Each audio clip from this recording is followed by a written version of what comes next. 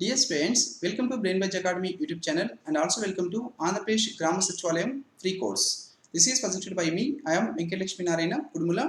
So దీంట్లో ప్రస్తుతం మనం వచ్చేసి sustainable development and environmental protection ఈ టాపిక్ గురించి డిస్కస్ చేసుకుంటున్నాం.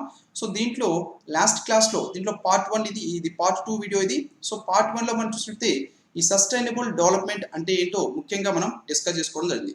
సుస్థిర అభివృద్ధి అంటే ఏమిటి, అలాగే ఎన్విరాన్మెంటల్ ప్రొడక్షన్ గురించి మనం డిస్కస్ చేసుకున్నాం.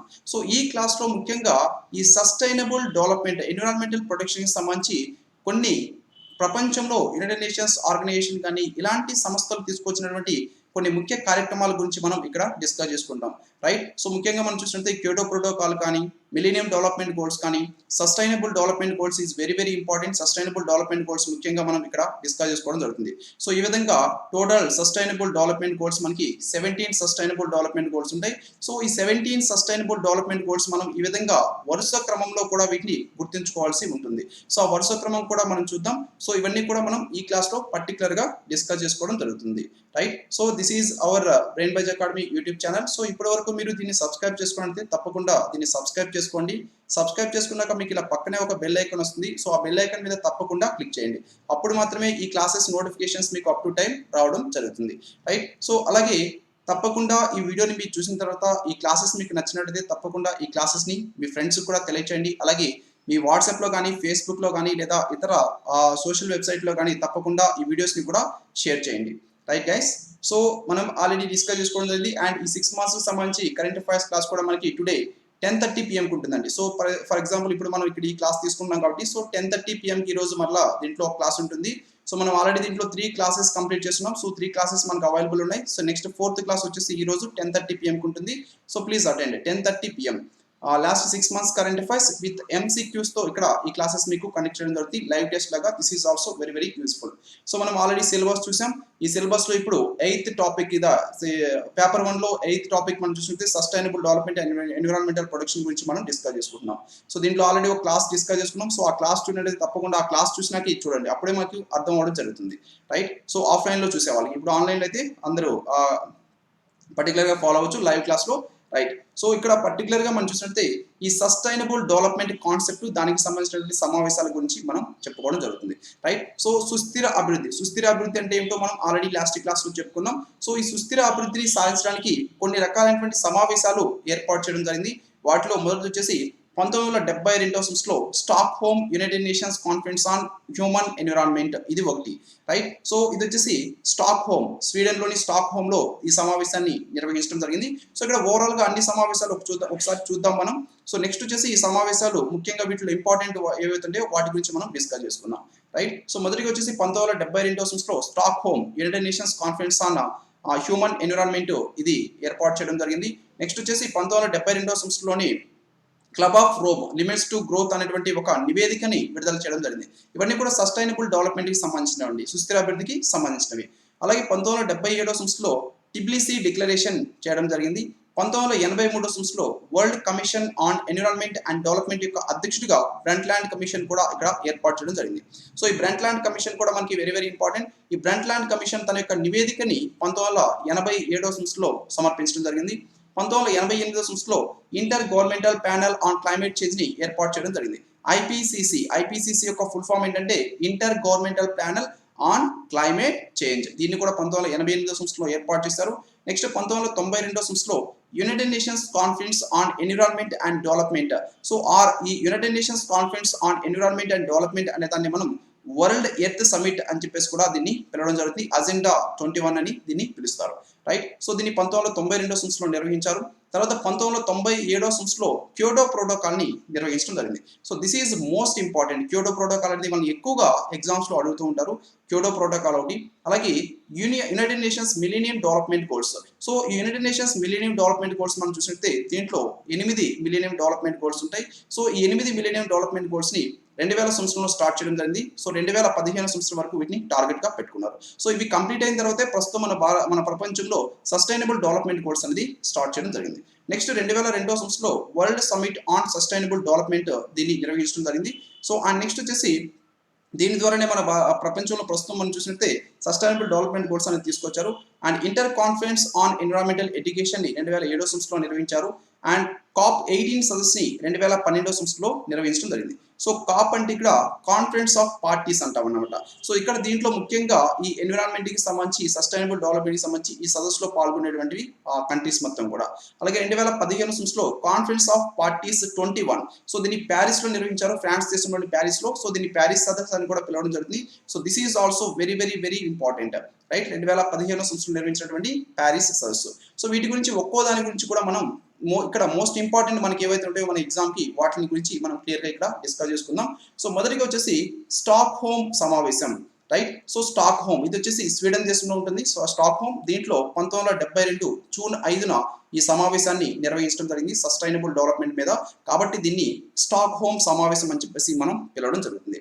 సో ఇక్కడ ముఖ్యంగా ఈ ఐక్యరాజ్య సమితి యొక్క ఆధ్వర్యంలో మొట్టమొదటిసారిగా జూన్ 5, 1972 సంవత్సరంలో ప్రపంచ దేశాలు మొత్తం కూడా కలిసి ప్రపంచ పర్యావరణ పరిరక్షణకి ఈ దేశాలన్నీ కలిసి ఒకే విధమైనటువంటి లక్ష్యంతో ఈ అంగీకార ఒప్పందాలపైన ఈ ప్రజల సహకారం ద్వారా పర్యావరణ పరిరక్షణ చేపట్టాలని చెప్పేసి దీంట్లో నిర్ణయం తీసుకోవడం జరిగింది. సో ఇక్కడ ముఖ్యంగా మన ప్రపంచంలో భూమి మీద వేరు వేరు దేశాల్లో లభించేటువంటి సహజ వనరులు ఏవైతే ఉంటాయో ఆ సహజ వనరుల్ని పరిరక్షించాలని చెప్పేసి, అలాగే వన్య ప్రాణుల్ని సంరక్షించాలని, అలాగే పునరుద్ధరించబడినటువంటి వనరులు ఏవైతే ఉంటాయో అంటే ఫర్ ఎగ్జాంపుల్ పెట్రోల్ కానీ, డీజిల్ కానీ, బొగ్గు కానీ ఇలాంటివి పునరుద్ధరించబడినటువంటి వనరులు ఏవైతే ఉంటాయో వాటి యొక్క వినియోగంలో జాగ్రత్త తీసుకోవాలని, కాలుష్యం ఏదైతుందో ఈ కాలుష్యం పైన పరిమితులు విధించాలని చెప్పేసి ఈ స్టాక్ హోమ్ సమావేశంలో నిర్ణయాలు తీసుకోవడం జరిగింది.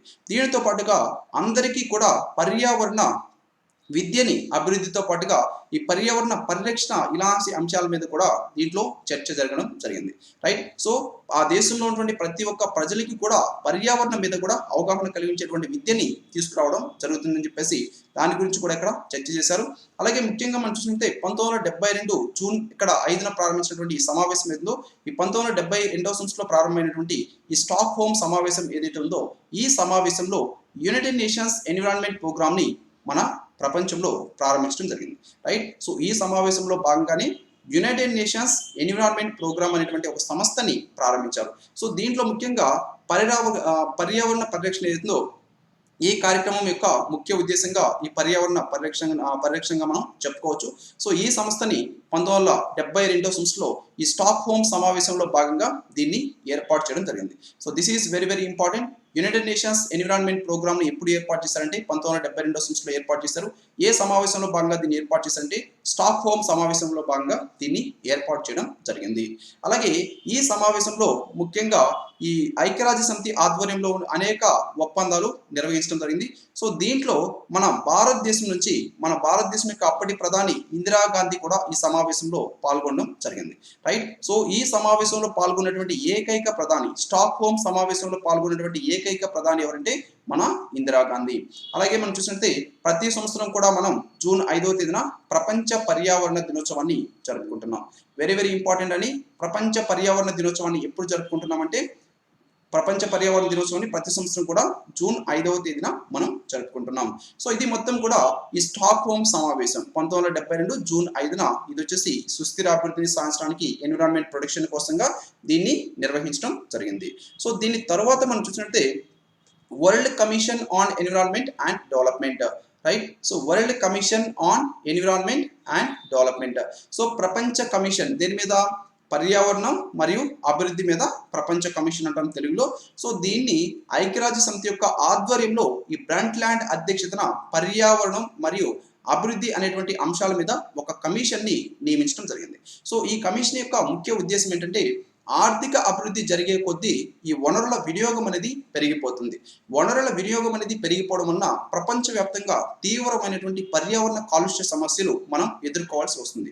కాబట్టి ఈ సమస్యలపైన తగిన సిఫార్సులు అందించవలసిందిగా ఈ బ్రంట్లాండ్ అధ్యక్షతన ఈ కమిషన్ని ఏర్పాటు చేయడం జరిగింది. ఎప్పుడు? 1983వ సంవత్సరంలో. సో ఈ కమిషన్ నివేదిక పేరు వచ్చేసి అవర్ కామన్ ఫ్యూచర్ అనేటువంటి పేరుతో ఈ నివేదికని ఇది సబ్మిట్ చేయడం జరిగింది. ఈ నివేదికలో మొట్టమొదటిసారిగా సస్టైనబుల్ డెవలప్మెంట్ అంటే సుస్థిర అభివృద్ధి అనేటువంటి పదానికి వీళ్ళు నిర్వచనాన్ని ఇవ్వడం జరిగింది.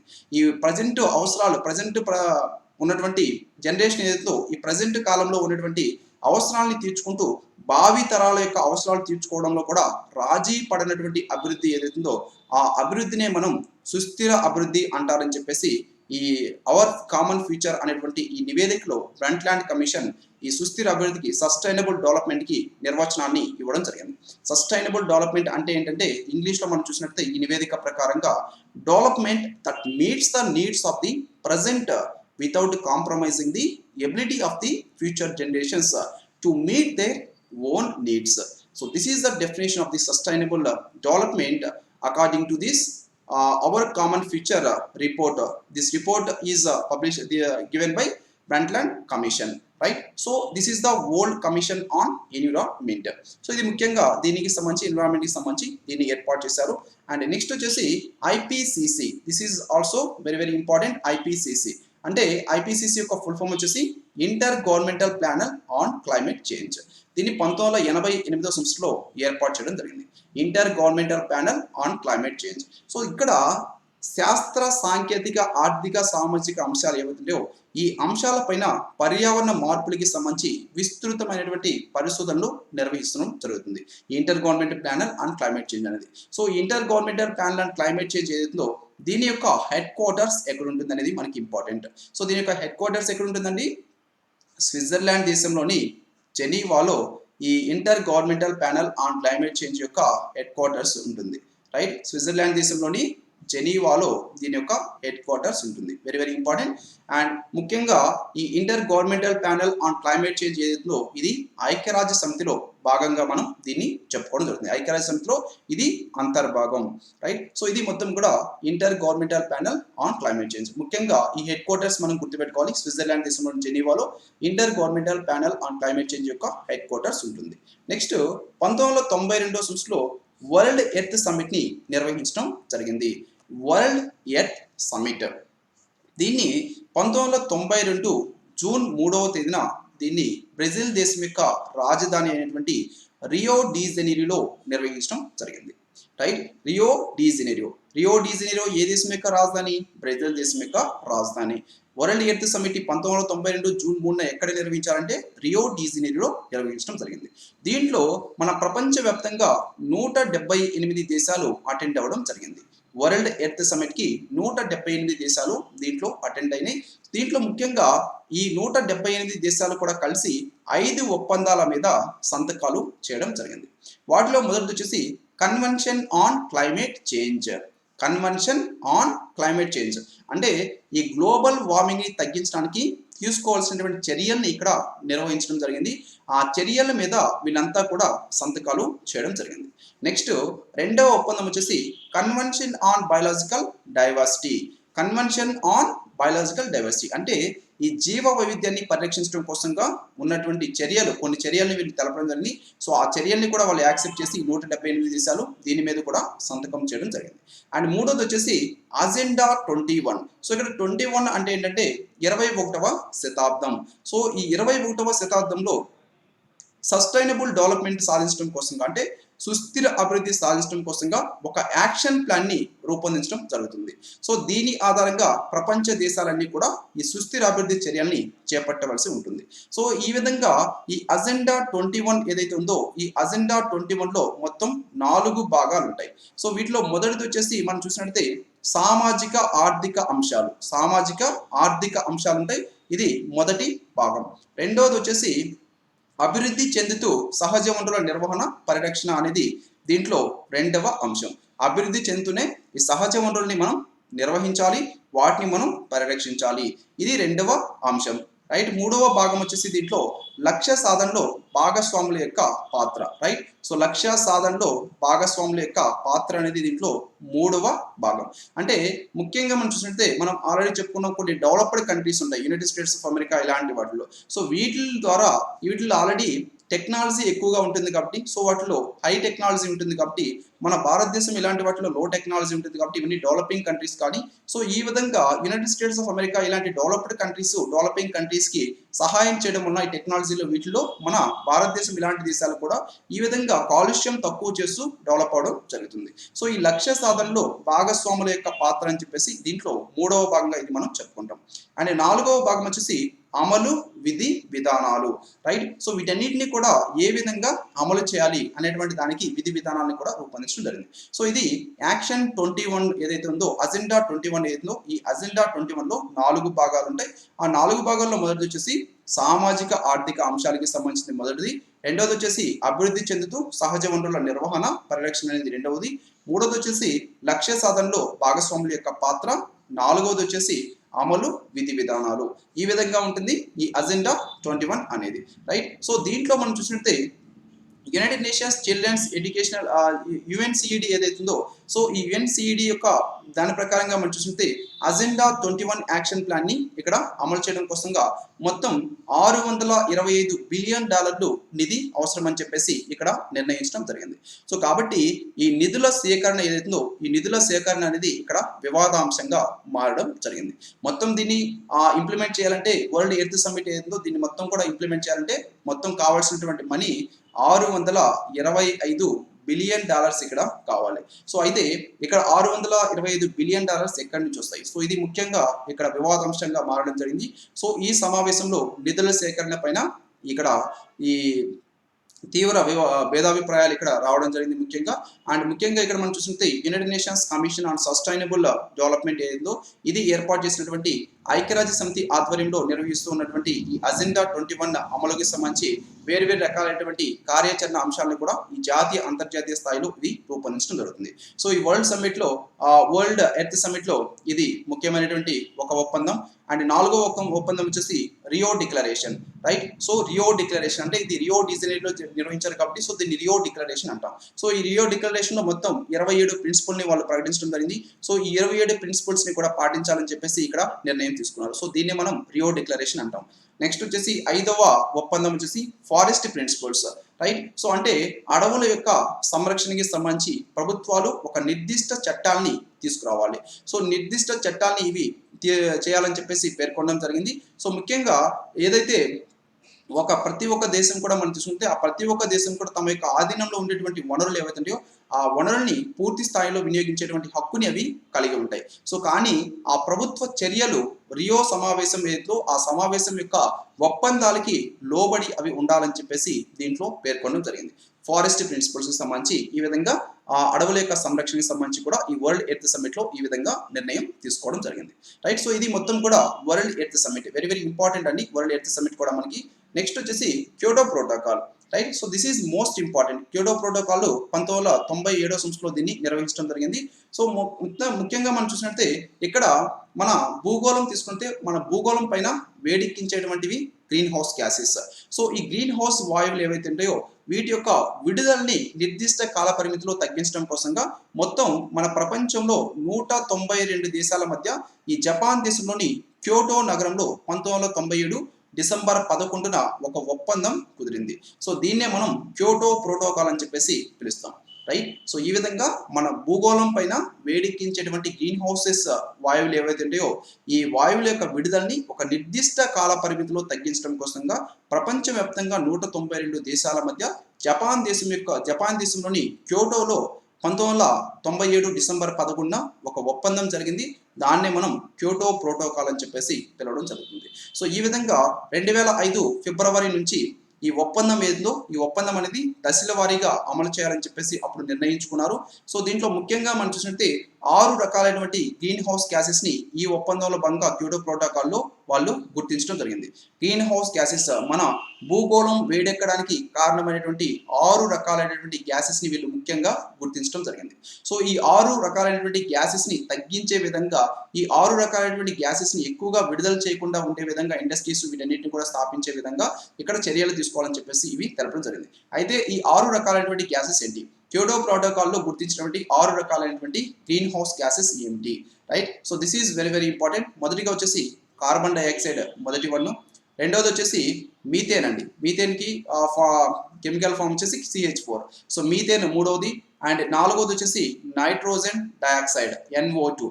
అండ్ నెక్స్ట్ వన్ వచ్చేసి హైడ్రోఫ్లోరో కార్బన్ గ్యాస్ HFC అంటాం, హైడ్రోఫ్లోరో కార్బన్ గ్యాస్. దాని తర్వాత మనం చూసినట్లయితే SF6 అంటే ఏంటి? Sulphur hexafluoride. SF6 అంటే sulphur hexafluoride. And sixth one వచ్చేసి NF3 అంటే నైట్రోజన్ టైఫ్లోరైడ్. సో ఈ విధంగా ఈ 6 రకాలైనటువంటి గ్రీన్ హౌస్ గ్యాసెస్ ని ఇక్కడ గుర్తించడం జరిగింది.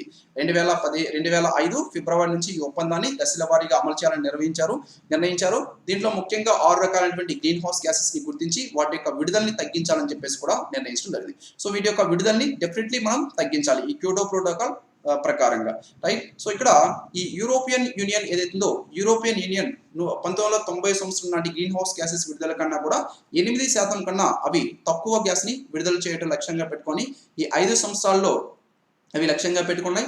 అలాగే జపాన్ వచ్చేసి 5 సంవత్సరాల్లో 6% గ్రీన్ హౌస్ గ్యాసెస్ ని తగ్గించాలని చెప్పేసి ఇక్కడ లక్ష్యంగా పెట్టుకోవడం జరిగింది, రైట్. సో ఈ విధంగా ఈ క్యోటో ప్రోటోకాల్ ఒప్పందం ఏదైతే ఇది ముఖ్యంగా ఈ గ్రీన్ హౌస్ గ్యాసెస్ ని తగ్గించడానికి చేసుకున్నటువంటి ఒప్పందం, రైట్. సో దీంట్లో ఈ ఒప్పందం విషయంలో ప్రపంచ దేశాలు 2 రకాలుగా ఇక్కడ విభజన అవడం జరిగింది. సో వాటిలో మొదటిది వచ్చేసి అనెక్స్ 1 పార్టీ అని చెప్పేసి, రెండోది నాన్ అనెక్స్ 1 దేశాలుగా విడిపోవడం జరిగింది. సో దీంట్లో ఈ 192 దేశాలు ఏవైతున్నాయి 192 దేశాల్లో 37 దేశాలు మాత్రం అనెక్స్ 1 పార్టీగా ఫామ్ అవడం జరిగింది. సో ఇక్కడ అనెక్స్ 1 పార్టీ అంటే ఏంటంటే ఈ 37 దేశాలు ఏవైతున్నాయో ఈ 37 దేశాలు కూడా ఆ దేశాల్లో విడుదలయ్యేటువంటి ఈ గ్రీన్ హౌస్ గ్యాసెస్ ఏవైతే ఉన్నాయో ఈ గ్రీన్ హౌస్ గ్యాసెస్ ని పర్టికులర్ గా ఒక 5 ఇయర్స్ 6 ఇయర్స్ ఇలాగా టైం పీరియడ్ పెట్టుకొని ఆ కాల పరిమితిలో ఈ గ్రీన్ హౌస్ గ్యాసెస్ ని విడుదలని తగ్గించడం కోసంగా అవి సంతకాలు చేయడం జరిగింది.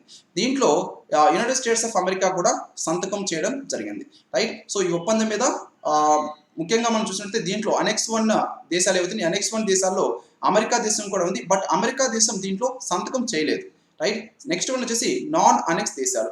నాన్ అనెక్స్ దేశాలు అంటే మిగిలిన దేశాలు 192 దేశాల్లో 33 దేశాలు పోతే మిగిలిన దేశాలన్నీ కూడా మనం నాన్ అనెక్స్ దేశాలుగా చెప్పుకుంటాం. సో ఈ మిగిలిన దేశాల్లో మన భారతదేశం అనేది కూడా ఈ మిగిలిన నాన్ అనెక్స్ దేశాల్లోనే మన భారతదేశం కూడా ఉంది, రైట్. సో వీటిని ముఖ్యంగా సంతకం చేయనిటువంటి దేశాలని చెప్పేసి నాన్ అనెక్స్ దేశాలని అంటారు, రైట్. ఈ క్యోటో ప్రోటోకాల్ మీద సంతకం చేయని దేశాలని నాన్ అనెక్స్ దేశాలని చెప్పేసి మనం పిలవడం జరుగుతుంది. సో యాక్చువల్గా ఇక్కడ అమెరికా కూడా అనెక్స్ 1 పార్టీలో ఉండేటువంటి దేశం, బట్ ఇది సంతకం చేయలేదు, ఇది కూడా నాన్ అనెక్స్ లోనే ఉండడం జరుగుతుంది.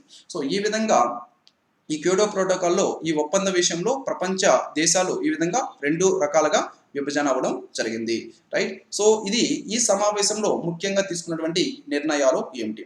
సో ఈ సమావేశంలో ముఖ్యంగా తీసుకున్నటువంటి నిర్ణయాలు 2 నిర్ణయాలు తీసుకోవడం జరిగింది. వాటిలో మొదటిది వచ్చేసి కార్బన్ ట్రేడింగ్ అంటాం.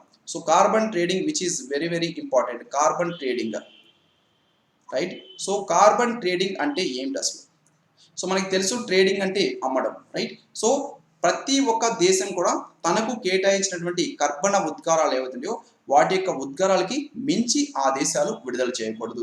ఫర్ ఎగ్జాంపుల్ ఈ విధంగా 6 గ్రీన్ హౌస్ గ్యాసెస్ ని ఇక్కడ నిర్ణయించడం జరిగింది. సో ఈ 6 గ్రీన్ హౌస్ గ్యాసెస్ ని ఒక 100 టన్నుల వరకు విడుదల చేయవచ్చు అని చెప్పేసి ఒక దేశానికి ఇవ్వడం జరిగింది. సో ఈ 100 టన్నులకి మించి ఆ దేశాలు విడుదల చేయకూడదు. సో విడుదల చేస్తే వాటి మీద తప్పనిసరిగా చర్యలు తీసుకోవడం జరుగుతుంది, రైట్. సో ఈ విధంగా ఉంటుంది. ఈ కార్బన్ ట్రేడింగ్ వచ్చేసరికి ఈ విధంగా 100 టన్నులు ఫర్ ఎగ్జాంపుల్ మన ఇండియాని తీసుకోండి.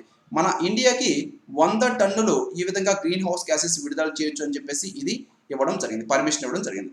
అలాగే నేపాల్ దేశం తీసుకోండి. సో నేపాల్ దేశం కూడా ఇదే విధంగా 100 టన్నులు కార్బన్ డైఆక్సైడ్ ఇవి ఈ గ్రీన్ హౌస్ గ్యాసెస్ మొత్తం కూడా విడుదల చేసడానికి పర్మిషన్ ఇవ్వడం జరిగింది, రైట్. సో అయితే మన భారతదేశానికి వచ్చేసరికి మన భారతదేశం ఇక్కడ పెద్ద దేశం కాబట్టి మన భారతదేశం 100 టన్నులకి మించి ఇక్కడ విడుదల చేయాల్సిన అవసరం వచ్చింది, రైట్. సో మనం అభివృద్ధి చెందాలంటే ఈ విధంగా ఈ గ్రీన్ హౌస్ గ్యాసెస్ 100 టన్నులకి మించి మనం విడుదల చేయాల్సిన పని రావడం జరిగింది, రైట్. అయితే నేపాల్కి వచ్చేసరికి నేపాల్ మాత్రం దీంట్లో కేవలం 50 టన్స్ మాత్రమే విడుదల చేస్తుంది అనుకోండి. సో రిమైనింగ్ దీని దగ్గర 50 టన్స్ ఉంది. సో ఈ 50 టన్స్ ని నేపాల్ దేశం మన భారతదేశానికి ట్రేడింగ్ చేయడం జరిగింది. అంటే మన భారతదేశానికి 50 టన్స్ ఇది అమ్మింది. అంటే ఈ 50 టన్స్ మన దగ్గర ఉన్నటువంటి 100 టన్నులు మొత్తం వచ్చేసి 150 టన్నుల వరకు మనం ఈ విధంగా కర్బన ఉద్గారాన్ని విడుదల చేసడానికి మనకి అవకాశం అనేది ఉంటుంది. సో కాబట్టి ఈ విధంగా ఈ కార్బన్ ట్రేడింగ్ ఏదైతుందో ఈ కార్బన్ ట్రేడింగ్ కూడా ఇక్కడ హక్కులకి కూడా ఈ దేశాలకి ఇక్కడ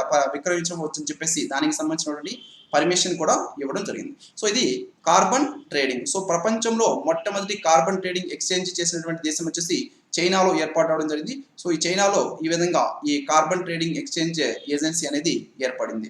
నెక్స్ట్ దీంట్లో 2వ ముఖ్యమైనటువంటి అంశం వచ్చేసి క్లీన్ డెవలప్మెంట్ మెకానిజం, CDM అంటాం ఇంగ్లీష్ షార్ట్ ఫామ్ లో.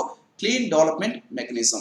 సో ఈ క్లీన్ డెవలప్మెంట్ మెకానిజం అంటే ఏంటంటే, ఈ క్లీన్ డెవలప్మెంట్ మెకానిజం పారిశ్రామిక దేశాలు ఏవైతున్నాయో ఇవి ఇండియా వంటి అభివృద్ధి చెందుతున్నటువంటి దేశాలకి ఆర్థిక సాంకేతిక పరిజ్ఞానాన్ని అందించడం జరుగుతుంది. సో ఫర్ ఎగ్జాంపుల్ మనం చెప్పుకున్న యునైటెడ్ స్టేట్స్ ఆఫ్ అమెరికా ఇలాంటి వాటిలో ఆర్థిక సాంకేతిక పరిజ్ఞానం అనేది ఎక్కువగా ఉంటుంది కాబట్టి, సో అవి మన భారతదేశం ఇలాంటి డెవలపింగ్ కంట్రీస్కి వాటి యొక్క ఆర్థిక అభివృద్ధి చెందుతున్న దేశాలకి ఆర్థిక సాంకేతిక పరిజ్ఞానం అనేది అందించు దాని ద్వారా క్లీన్ ప్రాజెక్ట్స్ని ఏర్పాటు చేయడం జరుగుతుంది. సో ఈ విధంగా ఈ దేశాల మధ్య సహకారం వలన పర్యావరణానికి ప్రయోజనం కలుగుతుంది. సో దీనికోసంగా క్లీన్ డెవలప్మెంట్ మెకానిజంని ఇక్కడ ఏర్పాటు చేయడం జరిగింది. సో క్లీన్ డెవలప్మెంట్ మెకానిజం అంటే ఏం లేదండి, చాలా సింపుల్. అలాగే ఇక్కడ అభివృద్ధి చెందినటువంటి దేశాలు యునైటెడ్ స్టేట్స్ ఆఫ్ అమెరికా ఇవేవైతున్నాయో వీటి దగ్గర ఉన్నటువంటి టెక్నాలజీని అభివృద్ధి చెందుతున్నటువంటి దేశాలు మన ఇండియా అలాంటివంటి దేశాలకి ఇవ్వడాన్ని మనం ఈ విధంగా క్లీన్ డెవలప్మెంట్ మెకానిజం అంటాం. సో దీనివల్ల ఈ technology high technology United states of America దగ్గర ఉంటుంది కాబట్టి మన దగ్గర లో టెక్నాలజీ ఉన్నప్పుడు ఈ హై టెక్నాలజీ మనకి ఇచ్చినప్పుడు దీన్ని మనం ఉపయోగించినప్పుడు మనం కాలుష్యం అనేది తక్కువ చేయడం జరుగుతుంది, అభివృద్ధి కూడా దాని ద్వారా మనం సాధించడం జరుగుతుంది. రైట్. సో ఈ విధంగా ఈ మెయిన్గా మనం చూసినట్టు క్లీన్ డెవలప్మెంట్ మెకానిజం ఏదో దీనివల్ల కాలుష్యకారక వాయువుల విడుదల ఏదో ఆ విడుదల అనేది తగ్గుతుందని చెప్పేసి నిర్ణయం తీసుకోవడం జరిగింది. సో ఈ విధంగా ఈ రెండు ముఖ్య అంశాలని కూడా ఈ క్యోటో ప్రోటోకాల్లో భాగంగా నిర్ణయించడం జరిగింది. రైట్. సో ఇది మొత్తం కూడా క్యోటో ప్రోటోకాల్ అండి, very very important. Next 2022 world summit on sustainable development. Right. So ఈ 2022 ముఖ్యంగా మనం చూసినట్టు ఇది చెప్పుకునే ముందుగా మనకి యాక్చువల్గా 2000 సంవత్సరంలో United Nations Millennium Development Goals ఉంటాయి. Right. So Millennium Development Goals MDG అంటాం. సో ఇది మనకి వెరీ వెరీ ఇంపార్టెంట్. యాక్చువల్గా దీని మీద మనల్ని మాక్సిమం ఇప్పుడు క్వశ్చన్స్ అడగరు, ఇంతకుముందే దీనికి అయిపోయింది కాబట్టి టైం పీరియడ్ అనేది. సో ఇది యాక్చువల్గా 2000 సంవత్సరం దీన్ని స్టార్ట్ చేయడం జరిగింది, ఐక్యరాజ్య సమితి మిలీనియం డెవలప్మెంట్ గోల్స్ అని.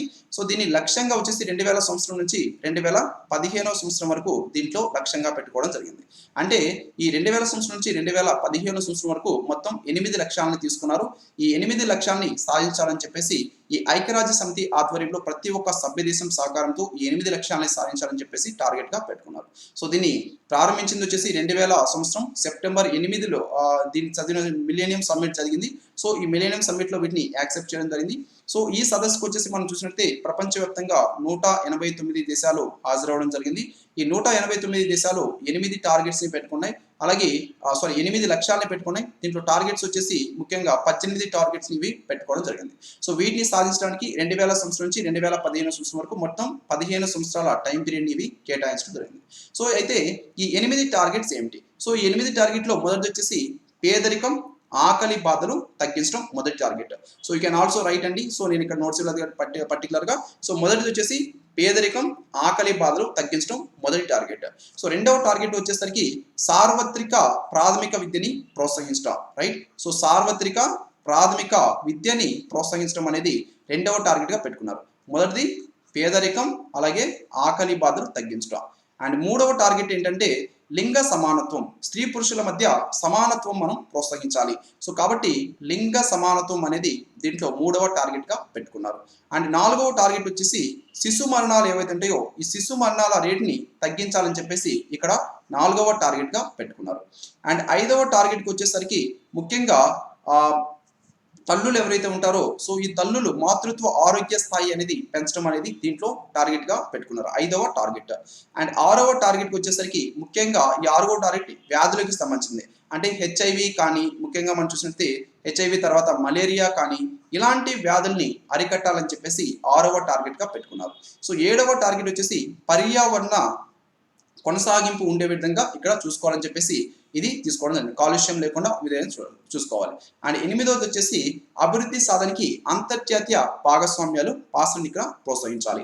రైట్. సో అంతర్జాతీయ భాగస్వామ్యాలు అంటే మనకు ఆల్రెడీ తెలుసు, చాలాసార్లు ఇప్పటికే మనం చెప్పుకున్నాం. అంటే అభివృద్ధి చెందినటువంటి దేశాలు అభివృద్ధి చెందుతున్నటువంటి దేశాలకి తన వద్ద ఉన్నటువంటి టెక్నాలజీని అందించడం. రైట్. సో ఈ విధంగా ఈ 8 టార్గెట్స్ని కూడా ఇక్కడ పెట్టుకోవడం జరిగింది. రైట్. So 8 targets. 7 వచ్చేసి పర్యావరణ కొనసాగింపు 7వ టార్గెట్. 8వది వచ్చేసి అభివృద్ధి సాధించడం కోసంగా భాగస్వామ్య దేశాల యొక్క పాత్ర. రైట్. అభివృద్ధి సాధించడం కోసం భాగస్వామ్య దేశాల యొక్క పాత్ర. సో ఇవి మొత్తం కూడా 2000 సంవత్సరంలో ప్రారంభించినటువంటి United Nations Millennium Development Goals. So ఇవి 2000 సంవత్సరం నుంచి 2015 సంవత్సరం వరకు ఇవి ఎండ్ అయినాయి. సో 2015 నుంచి 2030 సంవత్సరం వరకు మనం సస్టైనబుల్ డెవలప్మెంట్ గోల్స్ అని చెప్పేసి ప్రారంభించడం జరిగింది. సో ఈ 2030 సంవత్సరం వరకు ఈ 15 సంవత్సరాల పాటు సో ఈ సస్టైనబుల్ డెవలప్మెంట్ గోల్స్ గురించి కూడా మనం క్లియర్ గా చెప్పుకుందాం ఒక్కో దాని గురించి. సో ఫస్ట్ ఆఫ్ ఆల్ ఇక్కడ దానికంటే ముందు 2022 సంవత్సరంలో వరల్డ్ సమిట్ ఆన్ సస్టైనబుల్ ఇది 2002 సంవత్సరం అండి. సో 2002 సంవత్సరంలో world summit on sustainable development ని ప్రారంభించడం జరిగింది. సో ఇక్కడ రియో+10 అంటాం. అంటే ఇంతకుముందు ఈ రియో డిజనీరోలో నిర్వహించినటువంటి సమ్మిట్ ఏదో దీన్ని నిర్వహించింది 10 సంవత్సరాల తర్వాత దీన్ని నిర్వహించారు కాబట్టి రియో+10 అని దీన్ని పిలుస్తాం. సో దీన్ని 2002 ఈ ఆగస్టు 26న దక్షిణాఫ్రికాలో ఉన్నటువంటి జోహెన్నెస్బర్గ్ లో దీన్ని నిర్వహించడం జరిగింది. World summit on sustainable development ని మొట్టమొదటిసారిగా ఈ శిఖరాగ్ర సదస్సులో దీంట్లో వచ్చేసి సస్టైనబుల్ డెవలప్మెంట్ అనేటువంటి పదాన్ని ఇక్కడ ఉపయోగించడం జరిగింది. మొట్టమొదటిసారిగా సస్టైనబుల్ డెవలప్మెంట్ అనేటువంటి పదాన్ని ఎక్కడ ఉపయోగించారంటే దక్షిణాఫ్రికా దేశంలోని జోహెన్నెస్బర్గ్ లో నిర్వహించినటువంటి 2002 world summit on sustainable development లో మొట్టమొదటిసారిగా దీన్ని ఉపయోగించడం జరిగింది. సో ఇక్కడ ఈ రియో సదస్సు ఏదైతుందో రియో సదస్సు తర్వాత 10 సంవత్సరాల తర్వాత ఈ సదస్సు జరిగింది కాబట్టి దీన్ని రియో+10 అని కూడా మనం పిలుస్తాం. సో దీని కింద ఈ సదస్సు ఏదైతుందో ఈ సదస్సులో మొత్తం 7 అంశాల మీద ఇక్కడ ఒప్పందాలు కుదిరాయి. వాటిలో మొదటిది వచ్చేసి పేదరిక నిర్మూలన, పేదరికాన్ని ప్రతి దేశంలో కూడా నిర్మూలించాలి. సెకండ్ ఆరోగ్యం, ప్రతి ఒక్కరికి కూడా స్వచ్ఛమైన ఆరోగ్యం, మంచి ఆరోగ్యం వాళ్ళకి కలిగించాలి. సో ఇక్కడ అనారోగ్యాలకి వాళ్ళు పాల్పడకుండా మనం చూసుకోవాలి. అండ్ మూడోది వచ్చేసి తాగునీరు, పారిశుద్ధ్యం, ప్రతి ఒక్కరికి కూడా తాగునీరు అందించాలి.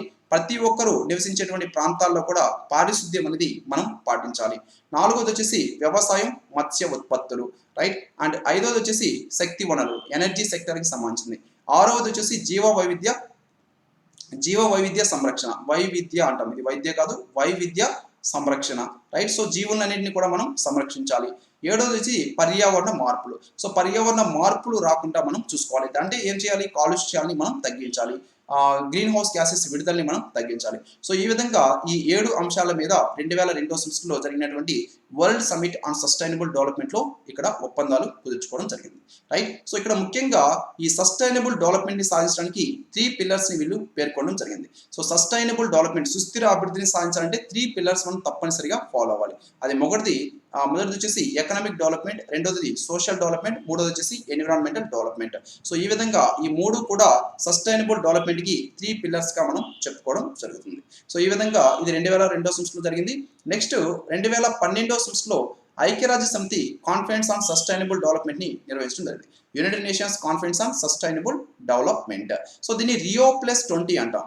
రియో+20 అని దీన్ని ఎందుకంటామంటే ఈ రియోలో నిర్వహించినటువంటి సదస్సు ఏదైతుందో ఈ ఎర్త్ సమ్మిట్ 1992 సంవత్సరంలో దీన్ని నిర్వహించారు. రియోలో మనం చెప్పుకున్నాం ఆల్రెడీ, రియోలో 1992 సంవత్సరంలో ఈ ఎర్త్ సమ్మిట్ ని నిర్వహించారు. సో దీన్ని నిర్వహించిన తర్వాత 20 సంవత్సరాల తర్వాత ఈ 2012 సంవత్సరంలో United Nations Conference on sustainable development ని నిర్వహించారు కాబట్టి దీన్ని రియో+20 అని కూడా మనం పిలవడం జరుగుతుంది. సో దీన్ని 2012 జూన్ 20న మన ప్రపంచంలోంచి 193 దేశాల ప్రతినిధులు దీంట్లో పాల్గొనడం జరిగింది. 193 దేశాల ప్రతినిధులు దీంట్లో పాల్గొన్నారు మన ప్రపంచవ్యాప్తంగా, రైట్. సో ఈ విధంగా దీంట్లో ముఖ్యంగా వచ్చేసి ఈ సమావేశ ముఖ్య అజెండా ఏంటంటే ది ఫ్యూచర్ వీ వాంట్ అనేటువంటి అజెండాతో దీన్ని ప్రారంభించడం జరిగింది. సో దీంట్లో ముఖ్యంగా 3 ప్రధాన అంశాల మీద చర్చలు నిర్వహించడం జరిగింది. వాటిలో మొదటిది వచ్చేసి sustainable development goals. This is very very important. Sustainable development goals మీద దీంట్లో ప్రధాన అంశంగా దీని మీద చర్చలు నిర్వహించారు. తర్వాత రెండోది వచ్చేసి క్లైమేట్ నెగోషియేషన్స్, అంటే వాతావరణం పైన చర్చలు నిర్వహించడం జరిగింది. మూడోది గ్రీన్ ఎకానమీ. గ్రీన్ ఎకానమీ అంటే పొల్యూషన్ లేకుండా మనం ఇక్కడ ఏదైతుందో నాన్ రెన్యూబుల్ రిసోర్సెస్ బదులుగా రెన్యూబుల్ రిసోర్సెస్ ని ఉపయోగించి గ్రీన్ ఎకానమీని చేపట్టాలని చెప్పేసి ఈ విధంగా దీని మీద కూడా దీంట్లో చర్చించడం జరిగింది, రైట్. సో ఇక్కడ మొదటిది మనం చూసినట్లయితే సస్టైనబుల్ డెవలప్మెంట్ గోల్స్. సో ఈ సస్టైనబుల్ డెవలప్మెంట్ గోల్స్ ఏవైతున్నాయో వీటి వచ్చేసి ఈ కాల పరిమితి మిలేనియం డెవలప్మెంట్ గోల్స్ యొక్క కాల పరిమితి 2015 సంవత్సరంతో ముగిసిపోయింది. సో కాబట్టి దాని ప్లేస్ లో మనం సస్టైనబుల్ డెవలప్మెంట్ గోల్స్ అని చెప్పేసి నూతన లక్ష్యాలతో దీన్ని తీసుకురావడం జరిగింది. సో ఈ విధంగా total 17 sustainable development development goals అంటే ఇది వచ్చేసి సుస్థిర అభివృద్ధి లక్ష్యాలు అంటామండి తెలుగులో, సస్టైనబుల్ డెవలప్మెంట్ గోల్స్ అంటే ప్లీజ్ రిమెంబర్ రైట్. సో ఈ విధంగా 17 సుస్థిరాభివృద్ధి లక్ష్యాలని ఇక్కడ నిర్దేశించడం జరిగింది. ఈ 17 సుస్థిరాభివృద్ధి లక్ష్యాలని కూడా 2030 సంవత్సరం కల్లా సాధించాలని చెప్పేసి ఇక్కడ నిర్దేశించడం జరిగింది. Total sustainable development goals 17 and target year వచ్చేసి 2030 రైట్. సో ఇది మొదటిది. రెండోది క్లైమేట్ నెగోషియేషన్స్కి వచ్చేసరికి ఈ కార్బన్ డైఆక్సైడ్ యొక్క విడుదల ఏదైతే ఆ విడుదలని మనం తప్పనిసరిగా తగ్గించాలి. ఈ కార్బన్ డైఆక్సైడ్ విడుదలని తగ్గిస్తూ అన్ని దేశాలు కూడా ఒకే విధమైనటువంటి బాధ్యతలు నిబంధనలు ఉండాలని చెప్పేసి యునైటెడ్ స్టేట్స్ ఆఫ్ అమెరికా ఇక్కడ ముఖ్యంగా వాదించడం జరిగింది రైట్. సో కార్బన్ డైఆక్సైడ్ విడుదలలో అన్ని దేశాలు కూడా ఒకే విధంగా ఉండాలని చెప్పేసి అమెరికా ఇక్కడ వాదించింది. అది ఎలా కుదురుతుంది? యాక్చువల్గా మనం చూసినట్లయితే అమెరికా ఇవన్నీ కూడా డెవలప్డ్ కంట్రీస్, అవి ఆల్రెడీ ఎక్కువ మోతాదులో కాలుష్యం చేసేసాయి, మన భూమిని ఎక్కువగా, మన వాతావరణాన్ని ఎక్కువగా అవి కాలుష్యం చేసేసాయి. ఇప్పుడు మనం డెవలప్ అవుతున్నటువంటి దేశాలు, డెవలపింగ్ కంట్రీస్, మన భారతదేశం కానీ ఇలాంటివన్నీ కూడా మనం డెవలప్ అవుతున్నటువంటి దేశాలు, డెవలపింగ్ కంట్రీస్ రైట్. సో ఈ విధంగా ఈ డెవలపింగ్ కంట్రీస్, డెవలప్డ్ కంట్రీస్ మొత్తం కూడా ఒకే విధంగా ఇక్కడ కార్బన్ డైఆక్సైడ్ ని విడుదల చేయాలని చెప్పేసి అమెరికా ఇక్కడ వాదించింది ముఖ్యంగా. అలాగే చైనా ఇలాంటి దేశాలు వచ్చేసి కొంత మినహాయింపులు కూడా దీంట్లో ఇవ్వడం జరిగింది క్లైమేట్ నెగోషియేషన్స్ లో, అంటే అవి డెవలపింగ్ కంట్రీస్ కాబట్టి. అలాగే దేశాన్ని బట్టి ఈ కాలుష్య పరిమితులు అనేవి ఉంటాయని చెప్పేసి దీంట్లో నిర్ణయించడం జరిగింది. సో ఈ విధంగా ఇండియా ఆశించినట్లుగా ఇక్కడ తీర్మానం అనేది జరిగింది రైట్. సో పర్టికులర్ గా మన భారతదేశం ఇలాంటి డెవలపింగ్ కంట్రీస్ ఏవైతే ఇవి కొంత ఎక్కువ మోతాదులో, ఆల్రెడీ డెవలప్డ్ కంట్రీస్ కంటే కూడా కొంత ఎక్కువ మోతాదులో ఇవి ఈ విధంగా కార్బన్ డైఆక్సైడ్ వాటిని విడుదల చేసడానికి ఇక్కడ పర్మిషన్ కూడా ఇవ్వడం జరిగింది. Next green economy. So green ఎకానమీకి వచ్చేసరికి ఇది ఒక కొత్త పదం అని మనం చెప్పుకోవాలి గ్రీన్ ఎకానమీ అనేది. సో ఇది చాలా ప్రాచుర్యం పొందింది. సో ఈ పదానికి పూర్తి నిర్వచనం అనేది ఇవ్వలేదు, బట్ మనం చెప్పినట్టే నాన్ రెన్యూబుల్ రిసోర్సెస్ వల్ల రెన్యూబుల్ రిసోర్సెస్ ఇవన్నీ కూడా తీసుకురావడాన్ని మనం గ్రీన్ ఎకానమీ అంటాం. అండ్ కాలుష్యం లేకుండా వచ్చేటువంటి వాటిని మనం ఈ విధంగా చెప్పుకోవడం జరుగుతుంది. సో ఈ విధంగా 2012 సంవత్సరంలో United Nations Conference on sustainable development ని నిర్వహించడం జరిగింది. నెక్స్ట్ వచ్చేసి మనం చూసినట్టే COP18 right. So COP18 conference of parties అంటాం. సో ఈ COP18 ని నిర్వహించారు. సో దీంట్లో ముఖ్యంగా ఈ రియో ప్లస్ 28 దీంట్లో కొన్ని రకాలైనటువంటి అంశాలని సాధించాలని కూడా వాళ్ళు టార్గెట్ గా పెట్టుకున్నారు. దీంట్లో ముఖ్యంగా మనం చూసినట్లయితే సో ఈ అంశాల్లో పేదరికాన్ని పూర్తిగా తొలగించాలని చెప్పేసి, సమ్మిళిత వృద్ధి సాధిస్తూ ఈ అందరికీ కూడా ఉపాధి అవకాశాలు కల్పించాలని, ఆరోగ్యకరమైనటువంటి వ్యవస్థని మనం స్థాపించాలని, మిలియన్ డెవలప్మెంట్ గోల్స్ ఏవైతున్నాయో వీటిని సాధించడంలో భాగస్వామ్యం వహించాలని, బడుగు బలహీన వర్గాలు ఏవైతున్నాయో వాటి యొక్క వర్గాల సాధికారతకి పాటుపడాలని, అలాగే స్త్రీ పురుష మధ్య వివక్షత ఏవైతుందో ఆ వివక్షతను తగ్గించాలని, మానవ హక్కులు కానీ దేశ సార్వభౌమాన్ని కూడా గౌరవించాలని చెప్పేసి, అలాగే నాన్ గవర్నమెంటల్ ఆర్గనైజేషన్స్ ఏవైతున్నాయో వీటన్నిటిని కూడా మనం గ్రీన్ ఎకానమీలో భాగంగా వాటిని ఎంకరేజ్ చేయాలని చెప్పేసి దీంట్లో కొన్ని అంశాలను కూడా వాళ్ళు డిస్కస్ చేసుకోవడం జరిగింది రైట్. సో ఈ అంశాలు కూడా సాధించవచ్చు అని చెప్పేసి రియో ప్లస్ 20లో నిర్ణయించడం జరిగింది. సో దీని తర్వాత మనం చూసినట్లయితే COP18 right. So COP18 United nations convention on Climate change summit అంటాం దీన్ని. సో యాక్చువల్గా దీంట్లో 2012 డిసెంబర్లో ఖతార్లోని దోహాలో దీన్ని నిర్వహించడం జరిగింది. COP18 కాన్ఫరెన్స్ ఆఫ్ పార్టీస్ 18 ఎక్కడ నిర్వహించారంటే ఖతార్ దేశంలోని దోహాలో 2012 డిసెంబర్లో దీన్ని నిర్వహించారు రైట్. సో దీంట్లో ఈ నవంబర్ దోహాలో దీన్ని నిర్వహించారు. సో దీంట్లో ముఖ్యంగా 12 రోజుల పాటుగా దీన్ని క్యోటో ప్రోటోకాల్ అయితే ఈ క్యోటో ప్రోటోకాల్ మరొక 8 సంవత్సరాలు కూడా పొడిగించాలని చెప్పేసి నిర్ణయించుకోవడం జరిగింది రైట్. సో ఈ క్యోటో ప్రోటోకాల్ దీని ప్రకారంగా మనం చూసినట్లయితే 2020 సంవత్సరం వరకు క్యోటో ప్రోటోకాల్ ని ఈ సమ్మిట్ లో పొడిగించడం జరిగింది రైట్. క్యోటో ప్రోటోకాల్ అంటే మనం చెప్పుకున్నాం green house gases 6 green house gases నిర్ణయించారు. ఈ 6 గ్రీన్ హౌస్ గ్యాసెస్ ఏ విధంగా ఎంత పరిమితుల్లో విడుదల చేయాలి అనేటువంటి దాన్ని అక్కడ నిర్ణయించడం జరిగింది. కార్బన్ ట్రేడింగ్ కానీ ఇవన్నీ కూడా రైట్. సో ఈ విధంగా ఈ పొడిగింపుని నిర్ణయించడం జరిగింది. అండ్ 27 సభ్య దేశాలు అయినటువంటి యూరోప్ దేశాలు ఏవైతే యూరోప్ దేశాలు కానీ, ఆస్ట్రేలియా కానీ, స్విట్జర్లాండ్ కానీ ఇవన్నీ కూడా 8 పారిశ్రామిక దేశాలు దీన్ని ఆమోదించడం జరిగింది. అండ్ ఈ ధనిక పారిశ్రామిక దేశాలు ఏవైతే ఇవి కాలుష్యం యొక్క స్థాయిని తగ్గించడం తప్పదని చెప్పేసి కూడా దీంట్లో ఇక్కడ నిర్ణయించారు. ఉష్ణోగ్రతల స్థాయి ఈ విధంగా మెరుగుపడుతుందని చెప్పేసి ఈ పారిశ్రామిక దేశాలు కాలుష్యాన్ని తగ్గిస్తేనే మెరుగుపడుతుందని చెప్పేసి కూడా ఇక్కడ నిర్ణయించడం జరిగింది. కాలుష్యానికి కారణమైనటువంటి దేశాలు ఏవైతే ఇవి ప్రతిసారి కూడా $100 బిలియన్ల పర్యావరణ పరిరక్షణకి వినియోగించాలని చెప్పేసి అక్కడ నిర్ణయించడం జరిగింది. $100 బిలియన్ పర్యావరణాన్ని పరిరక్షించడం కోసంగా వాళ్ళు ఉపయోగించాలి. సో ఈ విధంగా దీంట్లో నిర్ణయించారు. తర్వాత COP21 conference of parties 21. So దీన్ని ఫ్రాన్స్ దేశంలోని ప్యారిస్ లో నిర్వహించారు కాబట్టి దీన్ని ప్యారిస్ సమ్మిట్ అని కూడా మనం పిలవడం జరుగుతుంది. This is very very important అని ప్యారిస్ సమ్మిట్ అనేది. సో ఈ వాతావరణ మార్పుల పైన యునైటెడ్ నేషన్స్ ఆర్గనైజేషన్ ఈ పర్యావరణ సదస్సు ఫ్రేమ్వర్క్ ఆధ్వర్యంలో ముఖ్యంగా మనం చూసినట్లయితే United nations convention on framework అంటాం, క్లైమేట్ కాన్ఫరెన్స్ ఆన్ ఫ్రేమ్వర్క్ అంటాం. సో దీని యొక్క ఆధ్వర్యంలో ఈ COP21 ని నిర్వహించడం జరిగింది. 2015 సంవత్సరంలో దీన్ని నిర్వహించారు. 2015 నవంబర్ 30 నుంచి డిసెంబర్ 12 వరకు దీన్ని నిర్వహించడం జరిగింది. నవంబర్ 12 నుంచి 30 నుంచి డిసెంబర్ 12 వరకు దీన్ని ఫ్రాన్స్ దేశం యొక్క రాజధాని అయినటువంటి ప్యారిస్లో నిర్వహించారు. రైట్. సో దీంట్లో ఈ COP21 ప్యారిస్ సమిట్ ఏదైతుందో దీంట్లో పాల్గొన్నటువంటి దేశాలు వచ్చేసి 195 దేశాలు దీంట్లో ప్రపంచవ్యాప్తంగా పాల్గొనడం జరిగింది. సో ఈ ప్యారిస్ సమిట్లో ముఖ్యంగా ఏ నిర్ణయాలు తీసుకున్నారు? సో దీంట్లో తీసుకున్నటువంటి నిర్ణయాలు ఏంటంటే ఓవరాల్గా మనం చూసినట్లయితే 55% కాలుష్యం విడుదల ఏదో ఆ విడుదల చేసేటువంటి దేశాలు మన ప్రపంచంలో 55% కాలుష్యాన్ని కేవలం 55 దేశాలు మాత్రమే రిలీజ్ చేస్తున్నాయని చెప్పేసి 195 దేశాల్లో. సో కాబట్టి ఇది ఈ ఒప్పందాన్ని ఇవి అంగీకరించాలని చెప్పేసి నిర్ణయించడం జరిగింది. అలాగే 55 దేశాలు కాలుష్యం అనేది తగ్గించాలి. రైట్. సో ఈ అంగీకరించినటువంటి ప్రతి ఒక్క దేశం కూడా తమ యొక్క పార్లమెంట్ ఏదో ఆ పార్లమెంట్ కానీ లేదంటే ఆ దేశానికి సంబంధించినటువంటి చట్టసభలు ఏదో ఆ చట్టసభలో దాన్ని అది ఆమోదించినటువంటి అగ్రిమెంట్ ఏదో ఆ అగ్రిమెంట్ని అవి రేటిఫై చేయాలి. రైట్. సో అంటే ఆ చట్టసభల్లో దాన్ని పాస్ చేయాలని చెప్పేసి నిర్ణయించడం జరిగింది. అలాగే 2020 సంవత్సరం నుంచి ప్రతి ఒక్క సంవత్సరం కూడా అత్యంత అభివృద్ధి చెందినటువంటి దేశాలు ఏవైతే ఉంటాయి అంటే ఫర్ ఎగ్జాంపుల్ అమెరికా కానీ యునైటెడ్ కింగ్డమ్ కానీ ఇలాంటి దేశాలు అత్యంత అభివృద్ధి చెందినటువంటి దేశాలు $100 బిలియన్ ఇక్కడ నిధుల్ని సమకూర్చాలని చెప్పేసి దీంట్లో నిర్ణయించడం జరిగింది. COP21లో $100 బిలియన్ నిధిని చేకూర్చాలని చెప్పేసి ఇవి నిర్ణయించడం జరిగింది. వీటిని ఈ $100 బిలియన్ ఏవైతే ఈ $100 బిలియన్ ని పేద దేశాలు కానీ అభివృద్ధి చెందుతున్న దేశాల్లో పర్యావరణ పరిరక్షణకి ఉపయోగించడం జరుగుతుంది.